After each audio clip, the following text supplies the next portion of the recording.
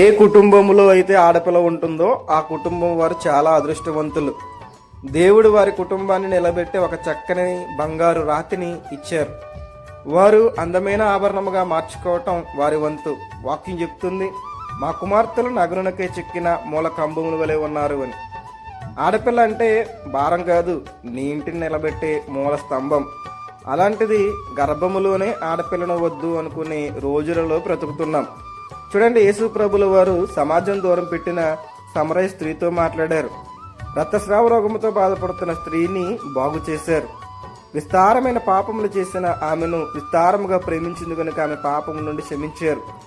సమాజం దూరం పెట్టిన స్త్రీలను కూడా దేవుడు బాగు చేశారు, మార్చుకున్నారు.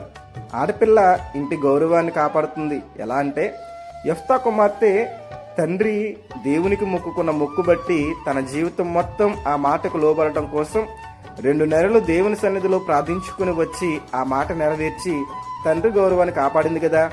అలా మీ కుమార్తెలకు మీరు ప్రేమతో, దేవుని భయముతో, భక్తిలో, ప్రార్థనలో, విశ్వాసంలో పెంచినప్పుడు ఆ ఆడపిల్ల మీ కుటుంబాన్ని వెలుగవుతుంది, దేవుని మహిమకరంగా ఆమె బ్రతుకుతుంది. కాబట్టి ఆ ఇంటికి మించిన అందమైన ఇల్లు మరొకటి ఉండదు.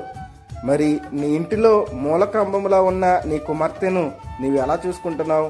ఆలోచించినేస్తామా? ఏ కుటుంబంలో అయితే ఆడపిల్ల ఉంటుందో ఆ కుటుంబం వారు చాలా అదృష్టవంతులు.